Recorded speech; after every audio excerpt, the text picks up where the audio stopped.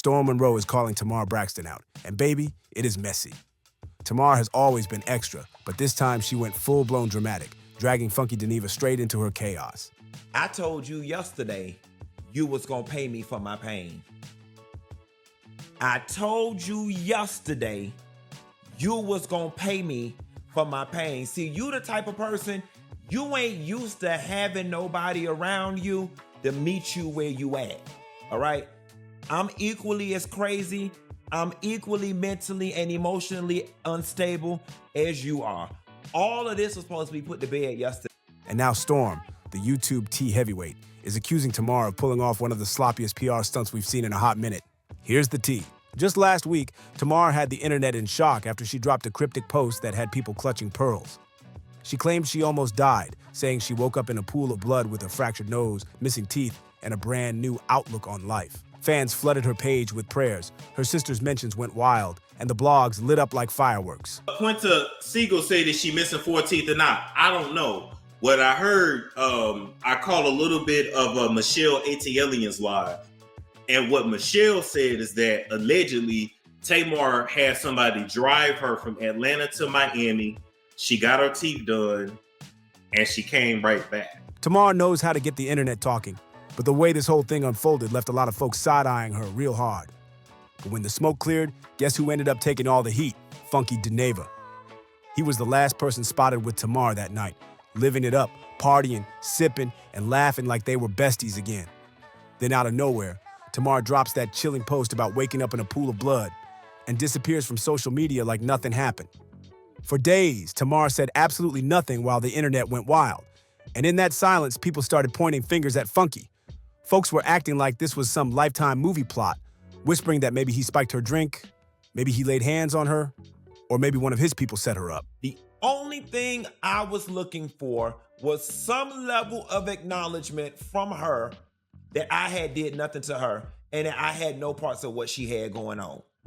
All right? Now, I ain't no damn fool. We had to twist, move, bend her arm, and get an act of Congress for her to post a little post.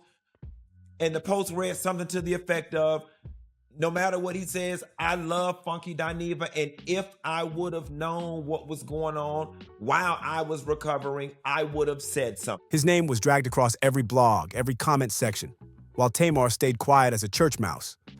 The streets had Funky on trial with no evidence, and the rumors just kept getting louder. Fast forward just 1 week, and Tamar pops back out like nothing ever happened. No blood, no bandages, no missing teeth, just a glossy music video promo where she's smiling, twirling, and looking camera ready like she never said a word about almost dying. And to make it even messier, who's standing right beside her in that video? Funky Dineva himself. Tell me that's not wild. Naturally, Funky was furious. He jumped on Instagram and let it be known that Tamar played him like a pawn in her little stunt.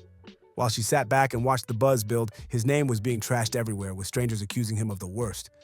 Funky flat out said he was collateral damage in a cheap PR scheme. His words, not mine. And honestly, looking at how slick this unfolded, can you even blame him?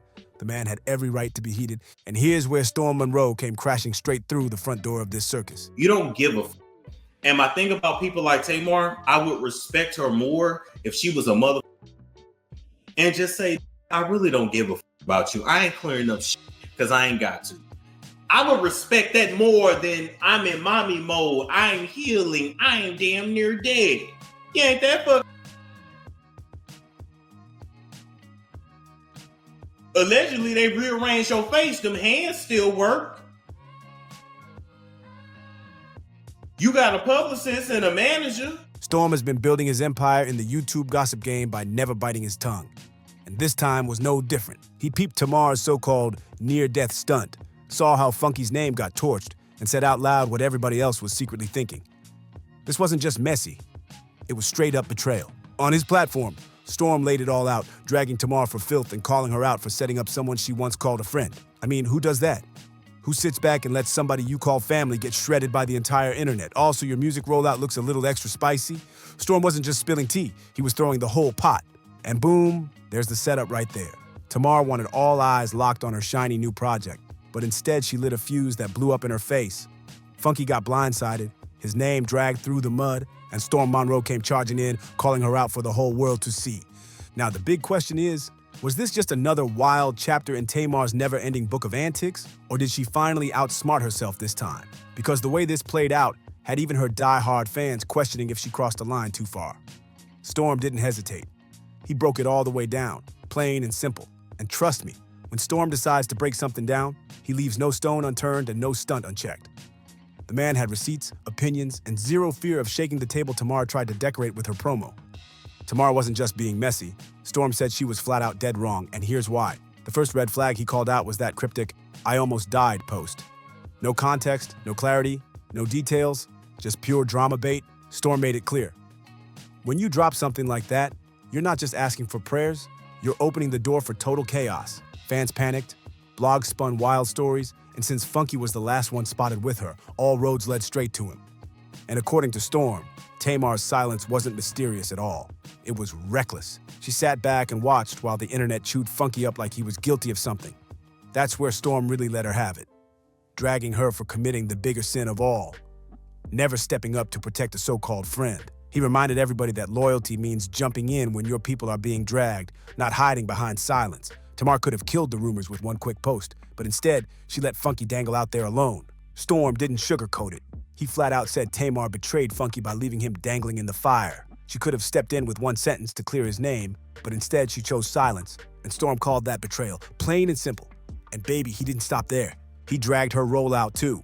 Storm pointed out how Tamar let the story simmer for days, soaking up the sympathy, letting the world pray for her like she was on life support. Then boom, she pops back up, face flawless, teeth intact, dancing in a glossy new music video. And standing right there with her, Funky himself, the same man the internet had been crucifying for days. Storm said it looked less like a near-death scare and more like a cold PR stunt, a cheap way to stir up curiosity for her EP while sacrificing her friend's reputation in the process. Storm went even further, clocking Tamar for her messy pattern. He told his viewers straight up, Tamar always plays peekaboo with the truth. Instead of clearing chaos, she thrives in it, spinning it into storylines and leaving people confused in her wake. Storm ripped into Tamar's whole playbook, those half answers, the "wait till I can tell y'all" captions, and those breadcrumb trails that lead absolutely nowhere. Sure, it makes for juicy headlines, but Storm warned it comes with a price. Trust. Fans eventually stop believing you, and even your closest friends stop defending you. What might look like mystique on Instagram starts to feel like straight-up manipulation in real life. And then Storm went for the jugular. Perception. He told it plain. In music, Tamar's air of mystery might help her sell records, but in friendships, that same energy makes you toxic. Funky built his brand on blunt honesty, never holding back. Tamar, on the other hand, built hers on spectacle and stunts. Storm said those two worlds were always destined to collide, and when they did, it was Funky who ended up taking the bullet for her antics. Tamar walked away with headlines, while Funky was left with damage. At the end of the day, Storm's bottom line was simple. Tamar blurred the line between loyalty and theatrics. Instead of stepping in to protect a friend, she let Funky burn while she polished up her rollout. Instead of honesty, she went for spectacle. And instead of controlling her own narrative, she ended up losing it completely. And let's not act brand new like this was Tamar's first messy stunt. No, ma'am. She's got a whole resume of drama that could fill up an entire BET docuseries. From cryptic posts to public fallouts, Tamar has a long history of turning chaos into headlines, whether it's good for her or not. And this latest fiasco with Funky and Storm, it doesn't feel brand new at all. It fits perfectly into a messy pattern we've been watching for years. So buckle up, because when you rewind Tamar's track record, the receipts start piling up higher than her high notes. Tamar's been carrying this reputation since her Braxton family values days. Always the sister who lived off being extra. Tony was the legend. Tracy, R.I.P., was the raw and unfiltered one. But Tamar, she was the drama magnet through and through. She'd argue, cry, storm out of a scene, then pop back in like nothing ever happened. Fans loved the fireworks, but her sisters made it clear on camera. Tamar thrives when all eyes are glued on her. Even Tony herself admitted, "We spoiled her." And you can see that energy all over Tamar's grown-up antics. When her music slowed down, her drama turned up. Suddenly, the headlines weren't about her vocals, they were about her chaos. Who could forget those infamous cryptic hospital selfies? Tamar would post herself hooked up to IVs, begging fans for prayers. But the moment folks asked what happened, she'd clap back with, "Mind your business." That's been her playbook, mystery mixed with melodrama. It's the same tired playbook Tamar pulled this time. Shock the people, stay vague, then sit back and watch the speculation spin like a tornado. And when it comes to falling out with folks, let's be real. Tamar's got a whole list of receipts. Candy Burris once said flat out that Tamar was difficult to work with. Producers have whispered about her behind the scenes. Background singers have walked away. Even stylists have had their fair share of drama with her. And it doesn't stop there. Most recently, she even circled back to beefing with her own sisters again. After all the years of family therapy and on-camera healing, Tamar went right back online shading them like none of that ever happened. It's a cycle with her. Friendships, work relationships, even family ties end up tangled in the same storm of theatrics. And this funky situation just looks like another rerun of the same Tamar show. Tamar's pattern couldn't be clearer. She knows drama keeps people talking, and talking keeps her name alive. But then you look at Funky Dineva, and the contrast is wild. Q is no saint. He built a whole career off dragging celebrities, reading them to filth, wigs slipping and all. But here's the key difference. Funky owns his mess. He's shady, he's bold, but he doesn't hide behind smoke and mirrors. When he says something, you know exactly where he stands. That's why this situation hit him so hard. His name got dragged straight through the mud, while the one person who could shut it all down, Tamar, sat silent. For a man who built his brand on talking, being forced into silence while the internet painted him as violent, that was straight up torture. And people forget, this wasn't just another industry peer. Funky and Tamar actually had a friendship that stretched back years. That silence didn't just bruise his brand, it cut their bond deep. Funky wasn't just some random name in Tamar's orbit. She'd been on his show, and he had defended her when the internet clowned her. For all the shady jokes he cracked, there was always a real layer of loyalty underneath it. That's why this silence stung so bad. When Tamar let people assume Funky had actually hurt her, that cut deeper than any clapback ever could. The betrayal hit different because Funky's whole brand is about being messy, but always on his own terms. He'll drag a celeb, wigs sliding and drink in hand, but he's never tried to build himself up by tearing a friend down. And yet, this time, Tamar's silence made it feel like she did exactly that.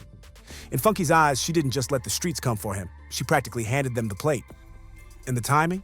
That glossy music video rollout only made the sting burn hotter, like he was used as a prop for her comeback. Here's the kicker. Funky had just celebrated his birthday when Tamar dropped that dramatic "I almost died" story. Instead of popping bottles and living it up, he spent the whole weekend dodging accusations, trying to prove he wasn't responsible for something that never even happened. Imagine that. Your own birthday turning into a full-on interrogation, all because your so-called friend refuses to clear the air. That irony wasn't lost on Funky. And it's exactly what fueled the fire when he finally clapped back online. And fans saw the shift immediately. Usually, Funky is the one catching heat for stirring up drama and chasing headlines. But this time, he wasn't the messy instigator. He was the one holding receipts, looking hurt instead of shady. For once, the entire dynamic flipped. Funky came off as the victim, and Tamar ended up painted as the villain in her own storyline. Now let's not get it twisted. Tamar didn't invent this messy little PR game. Celebs have been pulling wild stunts and dragging innocent folks into the fire since forever. She's just the latest headline in a long list of attention-gone-wrong moments. And if you need a reminder, let's rewind to Jussie Smollett. Remember when he claimed he was attacked in Chicago? That story had the world shook. Fans outraged, celebs rushing to defend him, the entire news cycle spinning like crazy. But then, boom, the receipts started crumbling, and suddenly he was the one accused of staging the whole thing. The real gag? It wasn't just Jussie who paid the price. The collateral damage hit everyone who vouched for him. Taraji, Lee Daniels, half of Hollywood. They all had to eat crow after going hard for him before the full truth came out. That's the risk when drama becomes the product. You might sell a headline, but you can also torch your credibility and drag your allies down with you. That's exactly the kind of heat Funky felt, caught smack in the middle of a so-called friend's messy storyline with zero control over the fallout. And honestly, Tamar's Bloody Floor story feels like a recycled move straight from the Celebrity Chaos playbook. Just look at Black China back in her wildest days. Sis pulled the hospital selfie stunt so many times I lost count. She'd drop random cryptic posts, hint at vague health scares. Then boom, suddenly there's a new product launch or an OnlyFans promo right after. It worked for clicks, sure, but the people around her always ended up paying the price. Whether it was Rob, Tokyo Tony, or Tyga, somebody always caught strays while China kept flipping her own bag. And if you zoom out, even Kanye West ran this same formula to the ground. Every single album rollout came wrapped in chaos. One minute he's feuding with Jay-Z, the next he's beefing with Pete Davidson, then it's rants about Kim Kardashian. And right in the middle of all that, the album drops. Fans eventually caught on. The drama wasn't random, it was rollout strategy. But while Kanye sold records, the people caught in his storm, Taylor Swift, Wiz Khalifa, Amber Rose, were left scrambling to repair their reputations after being scorched under his spotlight. That's why Funky's situation hit so familiar. It fits right into that messy celebrity formula. And Storm Monroe stepping into the ring? That's nothing new either. He's just following the legacy of commentators who made entire careers out of holding celebs accountable, even when it cost them. Wendy Williams built her empire doing it on daytime TV. Charlemagne Thaga does it on the radio. And Tasha K? She's been running that same lane on YouTube, sometimes even pushing it way too far. Storm's just the latest voice carrying that torch into today's gossip world. Wendy, Charlemagne, Tasha, they all caught heat for being too harsh, but they also set the standard. If you pull a messy stunt and people get hurt, somebody's gonna call you out. And that's exactly what Storm Monroe did here. He saw Tamar's move, clocked it for what it really was, and said the quiet part loud. So let's be real. Tamar ain't the first celebrity to pull a PR stunt that backfired. Funky ain't the first friend to end up as collateral damage. And Storm sure ain't the first commentator to step up and say enough is enough. But put all three together, you've got the recipe for a perfect storm. Gossip, betrayal, and receipts, all rolled into one messy saga that feels way too familiar in the world of celebrity antics. And that leads to the big question. What's Tamar's legacy really going to be remembered for? Her voice, which can still snatch souls when she wants to sing? Or her stunts, which seem to follow her like a shadow? Because history shows us this. Once the public starts seeing you as the drama instead of the victim, it's almost impossible to flip that narrative back in your favor. And Tamar's response didn't exactly help her case. After Funky aired her out and Storm doubled down, she slid onto socials with that classic Braxton mix of shade and victimhood. She wrote, "No matter what he says, I love Funky anyway. Had I known what was going on while I was in the hospital trying to recover, I would have said something." That little statement had fans rolling their eyes because the timing and tone made it sound less like love and more like damage control. "It's terrible that whatever I didn't say turned into all this. I just want peace." Those were Tamar's words. And honestly, they sounded more like something your grandma would say at Sunday dinner than a real explanation. And the internet didn't buy it for a second. The timing was just too convenient. Dropping her statement right after Funky's clapback went viral made it look less like sincerity and way more like cleanup duty. Fans pointed it out immediately. Tamar still didn't directly apologize to Funky. She didn't clear his name, didn't set the record straight, just tossed out vague lines about love, peace, and misunderstandings. For someone accused of using a friend as collateral damage, that silence on specifics spoke louder than any word she posted. And Funky? He wasn't buying it either. But his first response showed exactly what he wanted all along: principle. He said, "This was all I wanted. It was the principle of the whole situation. I'm not one of them other punks, and I won't be toyed with or treated disposable like I'm one of them. It's done. I'm all good. Now, Tamar Braxton, I pray you recover quickly, and I hope the new project spawns nothing but hits after this." That sounds peaceful, right?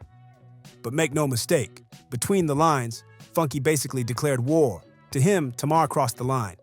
And once you lose trust with someone like Funky, there's no coming back. From here on out, this drama isn't cooling down. It's about to get crazier than ever. But now I want to hear from you. What do you think about Tamar's stunt, Funky's response, and Storm Monroe's takedown? Was this just harmless promo gone wrong, or did Tamar really play herself this time? Drop your thoughts in the comments. Don't forget to like and subscribe, and I'll see you on the next one.